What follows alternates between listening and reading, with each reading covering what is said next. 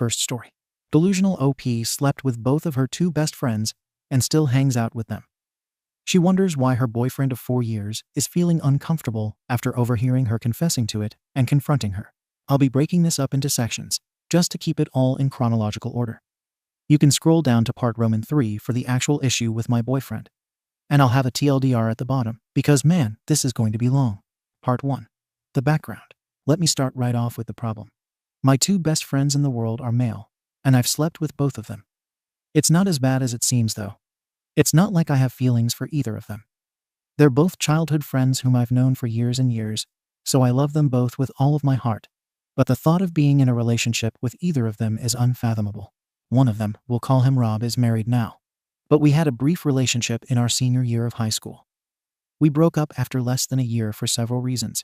I wanted to travel abroad for university. He wanted kids, and I didn't. His mother didn't think I was a good fit for him, I know. But we still remained friends. The other, we'll call him John, is a bit more complicated. I would never date him because he has serious issues. And it's not so much the issues that stop me from dating him, as the fact that he adamantly refuses any kind of help or therapy for them. He had some major childhood trauma that he's been big time repressing, and it's affected his ability to have a relationship. He's a bit of a womanizer. After I got back from university abroad, I was 23 and all alone, and I needed a place to live. His parents had moved out to a condo on the beach, and they let John live in their old house. And he offered me one of the spare bedrooms for very low rent. So we lived together for a while without incident. I dated a guy for like 2 years, and John had a constant stream of women in and out of his bedroom. But we discovered a system that worked for us, and we became closer than ever. The problem was that one night, about a year after I broke up with my ex, we hung out in the house alone and got drunk together. We were both super horny and hooked up. And we had amazing sex, like really mind-blowing. I don't know if it was because I was drunk, or because I'd only slept with 2 other people in my life who were both subpar. Rob and I were virgins, and we only had sex like twice before we broke up. And one of the main reasons I split with my other ex was sexual incompatibility. But either way, it was great, and we didn't want to stop. So we kept hooking up for about 8 months. At that point, one of his old exes came back into his life, and he realized he had feelings for her. We tried to stop hooking up, but quite frankly, we have no self-control. I realized I was 29 and had a steady job, and there was no reason I shouldn't move out. So I left. We had one last night of sex the day before I moved out, and we agreed to never talk about it again. Part 2. The boyfriend. You can skip this section, I suppose. It just talks about how my boyfriend, who we'll call Sam, and I got together and outlined some of his insecurities, and why this may be a problem for him. Sam had been a long-time coworker of mine. We started working together when I got my job at 26. He was 29 and getting divorced. He told me all about it. As it was happening, he and his wife got married way too fast. She had just broken up with her ex, and 5 months into dating Sam, she discovered she was pregnant with her ex's child. She pressured Sam into marriage because she didn't want to be a single mom, and he agreed. You can imagine why this didn't work out. Anyway, Sam and I became best friends in the workplace.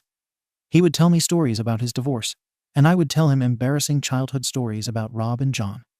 Oh yeah, didn't I mention? We all work together. Rob and John are in different departments, but it's a pretty close-knit company. So he knew I had dated Rob in high school, but he never knew about me hooking up with John. When I told him I was moving out of John's house, he asked me why, and I just said that we were getting older, and it was time for me to get my own place, which was absolutely true. That just happened to be the day that he confessed his longtime feelings for me, and we began to date. Part 3. The problem. About half a year ago, we decided to move in together. His lease was ending, and I owned my house, so he moved into my place. He sometimes works really late nights, and on occasion, I'll have Rob or John over to keep me company when he does. Last night, he was meant to be working until 11 p.m. John was here, and we were hanging out in the living room. It was about 10:30 p.m., and we were drinking a bit and talking kind of loudly. John mentioned to me that his girlfriend was always jealous or worried that he and I had feelings for each other. I said that was silly, and that just because 2 people have great sex doesn't mean they're in love. As I said, we were talking pretty loudly, so I guess Sam came in at some point and heard me say that. I didn't even hear him unlock the front door. But he stormed into the living room and confronted me, asking when John and I had had sex. He looked equal parts disappointed and angry. John left because he didn't want to be involved in our argument. I explained everything I told him, John, and I used to hook up when we lived together. And that was part of the reason I moved out of his place, because it wasn't healthy for us to have that kind of relationship. It had been 4 years, and we rarely ever spoke about it, and it hasn't affected our friendship at all. Sam now tells me he's uncomfortable with the fact that I have slept with both of the people I consider my best friends in the world. He's also uncomfortable with the fact that, just a few days before he and I got together, I had sex with John. He says it taints our entire relationship because I lied to him about it. I think he's being a bit puritanical about it. Of course I have a sexual past, and why does it matter if it was only a few days ago since it didn't mean anything? It's not like I had feelings for John, and we always used protection and frequently got tested. And I told Sam that, so it's not like he's concerned about the health risks. He's just jealous. And he wants me to hang out with John less, and he doesn't feel comfortable with us drinking together at all. He also insists I should make new friends and separate myself a bit from Rob and John, because it's weird that both of the people I'm closest with are people who have seen me naked. I think he's being entirely unreasonable. John and I are both in relationships, and we have no feelings for each other whatsoever. The fact that we hooked up with each other for a while is something we want to leave in the past. And to bring Rob into it is just ridiculous. It's been 15 years since we had anything to do with each other romantically, and he's now married with kids. I think Sam just wants to punish me or something because he's weirdly jealous. I honestly don't know what to make of this situation. TLDR, Rob and John, my two best friends in the world, are male, and I've slept with both of them. I was with Rob like 15 years ago, and we broke up. John and I had a FWB situation, and the last time we hooked up was a few days before I started dating my current boyfriend, Sam. Sam just found out about John and thinks it's weird that I'm still so close with people I've had sex with. Is he right? Should I reduce my contact with Rob and John and try to make new friends? Or is Sam just being unreasonable? Update. A year later.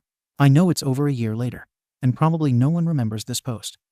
But I will never forget it because hearing from all of you Redditors changed my life and saved my relationship. So if there's anyone here who read my last post, you deserve to know that you were right. After reading all the comments on the last post, I realized that Sam was not overreacting at all and would have been more than reasonable to break up with me because of this.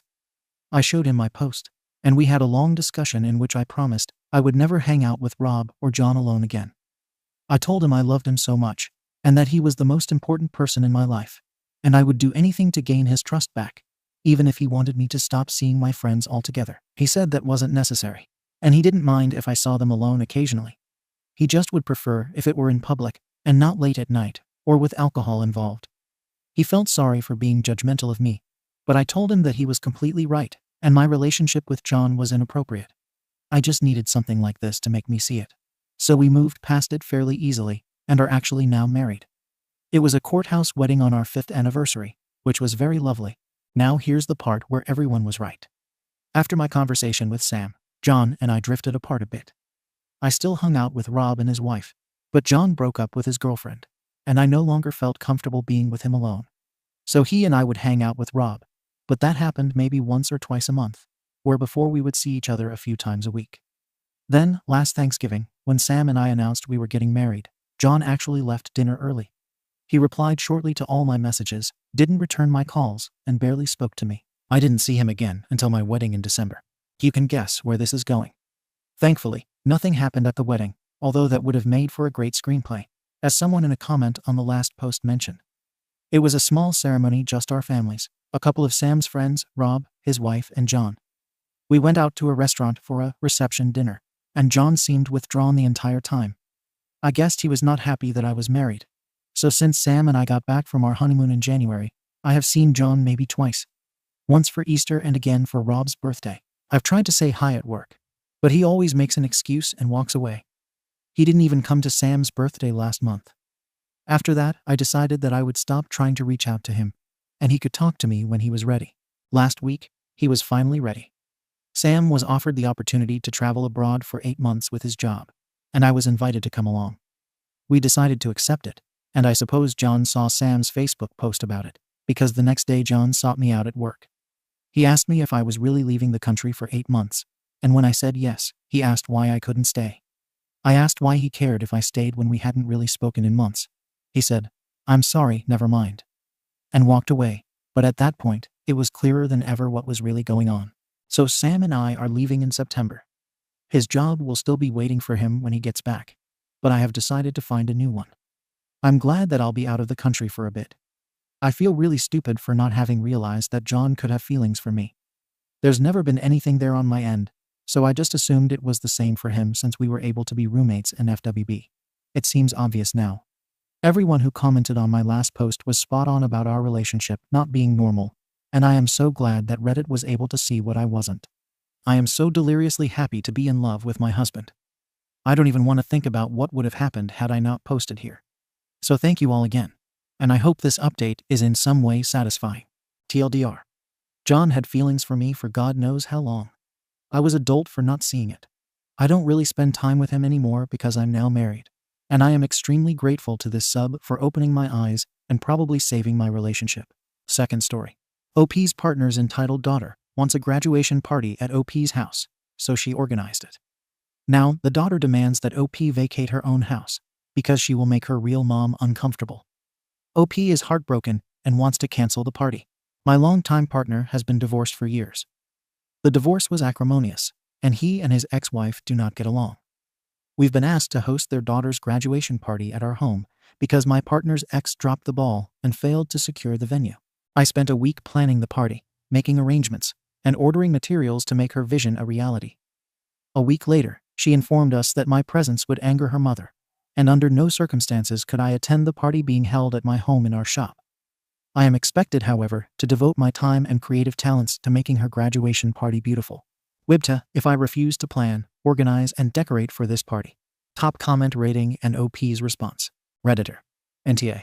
The daughter has the audacity to use your venue and give you an ultimatum that you can't attend it despite all your planning. Plus, does your partner know about this? Is he not going to stand up for you? Man, if I were you, I'd pull the rug from the venue and tell them.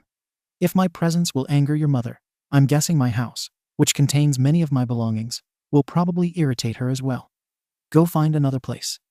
OP. It will be held in our attached shop, not our actual house. They reached a compromise today. I can remain in the house where the party isn't, while his ex-wife can remain in the shop where the party is. They apparently expected me to vacate my home entirely. The OP details the party planning process with the partner's daughter. My relationship with her has always been great. We sat down together when we agreed to host the party and discussed her vision for the day. We agreed that I would handle the food, fancy cupcakes, centerpieces, photo backdrop, photo display, etc. She was happy, and I began planning and organizing. She called about a week later to tell her dad that I couldn't attend because her mom hates me and the daughter doesn't want drama. She said her mom, who can't cook or bake, will make the cupcakes, and they will order Jimmy John's sandwiches. They will handle the photo display. All I should do is decorate for a party I can't attend. Sounds delightful. My partner called his ex-wife to discuss my banishment, and it ended with her screaming, insulting me, etc. She told the girls horrible lies about us. He's worried that if I attend the party, his girls will reject him entirely due to their mom. Parental alienation is real. She's done similar things in the past. Thread on why switching the party to another venue is not possible. Redditor. Your house and you can't attend. I'm sorry, but you need to tell them to F off and find a new venue. Sure, the mom didn't just deliberately not book a venue, so they could avoid the expense and use your house. NTA. OP. That could be. She does try to avoid all expenses. She placed our addresses with RSVPs to herself on the graduation announcements. This seems ridiculous for me to ask if I'm the arsehole, but I wanted to make sure I wasn't missing something. OP on why daughter does not want her in attendance. The mother has convinced her that I would create drama at her party because I called the police on her 14 years ago.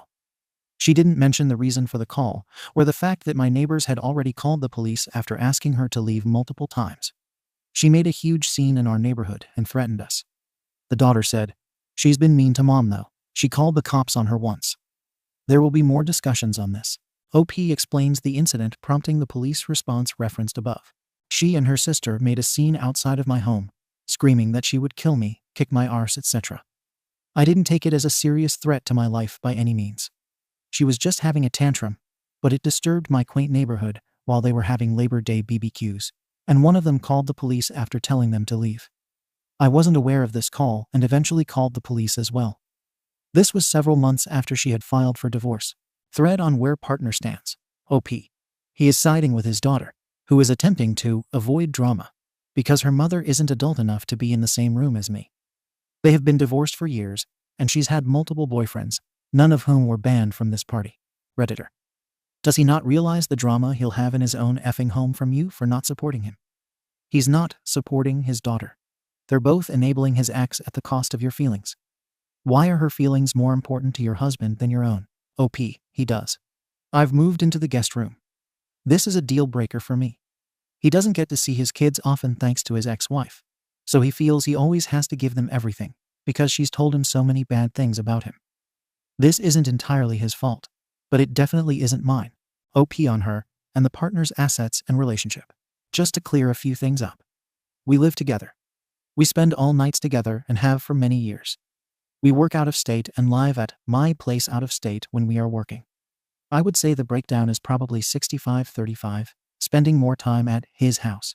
We consider both places ours. I work entirely remotely now, so we don't even need our home in the state where we work. I will continue to maintain it regardless. I am not a home wrecker. I am registered to vote at his place, and I receive mail there. We built the house together. Every inch of it involved me. I am not a gold digger. I've worked for everything I've ever had in my life, and at this point, his ex-wife still gets most of the gold. I do not complain about this. I love his children and am good to them. OP's rationale for helping with decorations. My partner paid for the items I've purchased, so he won't let me return them. He will have no idea what to do with them though. They aren't plastic, congrats grad type decorations. They are bulk materials to make a beautiful party. Edit added to the original post the same day.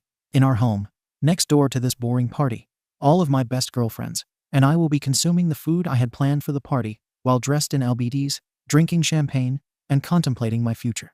OP shares more on these plans. This isn't a revenge party. All of these people were already planning to attend, but were uninvited because they were my friends, and I couldn't be there, so they couldn't either, interestingly. We aren't competing with them in any way. They are just supporting me. We have a month before the party. The residence is large enough that the attendees of each party won't even see one another. OP comments on his partner taking action with his ex-wife. I'm definitely not attending, but my partner did let his ex know that this won't be happening in the future, and that there is no reason we can't all coexist for the sake of the children. She didn't respond. OP and partner discussed their relationship with one another and his daughters. He's agreed to set firm boundaries with the children, and to assure them that they should never expect this of us in the future. He also agreed to therapy. We would not have agreed to host the party if we had known I couldn't attend. Hey, I know that the high road is often unrewarding and lonely. I'm not trying to be a martyr. I just decided this party sounds like absolute torture, and I would have far too much anxiety about it to attend. Our friends and family will make an appearance and join us at the house. Update. In the comments of the original post, OP on her commitment to her daughter's request to decorate the graduation party. Thank you. The party is 2 days away, and I'm still struggling with how this has made me feel about my partner. I didn't work this week because I had so much to do to prepare for the party. I've done 1000x more than both parents combined. Even though it was ultimately my choice to handle the decorations, I still feel used. I hope to soon put this in the past. Update. In the comments of the original post, OP responding to an update request once the party date had passed. I am reluctant to update after my partner was presented with a packet of screenshots of the post and my comments, apparently in an effort to present me as a bad person. The rules for updates are a little onerous, and I should probably just let this subject die. My self-esteem is already in the trash. Another update request response. Your comment made me tear up. Thank you. Somehow they've all made me the enemy, and I'm convinced they must see something that I don't. They are so focused on my post. How dare I post personal issues on the internet? Yet they've offered zero support to me. Only condemnation. As if this post is some sort of unforgivable sin. I feel so alone.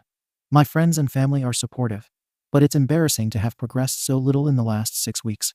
Thread on OP and partner after the party. Partner's family's reaction. OP. I was thanked by my partner. I hesitate to say more, as some people care far more about appearances than they do about people. Redditor. How are you and your partner holding up? Scratch that. How are you doing? I strongly believe you are in the right, and I hope your partner can see that too. OP. It's been rough. I'm trying to move past this issue, but we've had many arguments about it. I'm going to try to stop thinking about it, but I will react very differently if this happens in the future. My partner doesn't think I'm in the right. He understands why I'm so upset, but any real sympathy he had was erased when his family confronted him about my post. I told him about it the day I posted it, and he said, "I'm just happy you aren't still crying." A reporter from Newsweek messaged me for an interview that day, which I did not provide. Ultimately, Newsweek posted an article about it anyway. He called me Newsweek for days, and it was not in anger. I was so blown away by the attention it received I couldn't believe that millions of people have viewed it, and I made the mistake of posting it on Facebook, which is surely how they saw it. He wasn't upset that I posted it until his family was. Update. In the comments of the Boru, OP offers a high-level update. I am willing to answer specific questions and messages. But this situation was humiliating and insulting enough for me. I won't be offering an official update beyond stating the following. 1. I was not looking for sympathy, and certainly not drama. I truly sought unbiased opinions as to whether or not I was wrong. I didn't expect it to receive so much attention. 2. When I posted on Facebook, a really dumb move, I restricted those who could see the post. But it was still a huge mistake and definitely my fault. 3. This will never happen again. 4. We live and work in 2 different states, which necessitates us having 2 residences. One is mine, one is his, and both are ours. 5. He did not leave his ex-wife for me. 6. It's a very complicated and nuanced situation. 7. Dad is a great parent, and both girls say their dad is their best friend. Again, complicated and nuanced. 8. I did not set foot at her graduation party, nor did any of my friends, but we remained available to send out more napkins and refreshments as needed. 9. The mother didn't lift a finger to set up or clean up, but my friends and our neighbors did. 10. I am indeed timid and shy, and I am actually so thankful I wasn't allowed at this party, because I would have had so much anxiety. I did feel like a doormat, thanks for all of the reinforcement on that, but I don't anymore. Everything has improved dramatically since the party. Oh yeah, and about the Newsweek thing. This situation does not qualify as news, and I did not respond to an interview request. It was quite clearly clickbait, and I truly couldn't believe it was posted, because people on Reddit jumped to cheating as the explanation for everything. None of this is true, FYI. 2 long divorce periods. 1 successful. Multiple separations. We dated long ago during one of them. Both parties dated other people. We weren't together that entire time. It's a complicated situation, but he didn't leave his wife for me. It's not like that. I've never implied I do everything right. I make plenty of mistakes. We are all from the same state and city. Anyway, he's been divorced for 5 years. OP describes the alternate party. That party went great until one of my friends broke her ankle, long after the graduation party ended. Consequently, we spent the night in the ER. The food was amazing, and so was the company. OP on whether the daughter and ex-wife reacted badly to the Ada Newsweek drama. I agree that was a dumb move. I limited the audience, but apparently not well enough. The daughter isn't on Facebook and wasn't aware of any of this, nor is the ex. OP shares more on the shop and working out of state. The shop is a finished 2,400 square foot attached building in which we store our boat and all of the other boats in the family, as well as construction equipment. My partner owns a construction company, and most of the work he does is out of state. At one time, my work was there as well, before it went remote. He has to physically be present out of state. I don't, but we travel together because I can work from anywhere. Sorry for the confusion. My OP was really long, and I shortened it, which made it confusing. My apologies. TLDR. It's like a giant garage. Thank you for watching the video. If you are interested in listening to these kinds of stories, we've got more in store for you. Simply subscribe to our channel, hit the like button, and share it with your friends.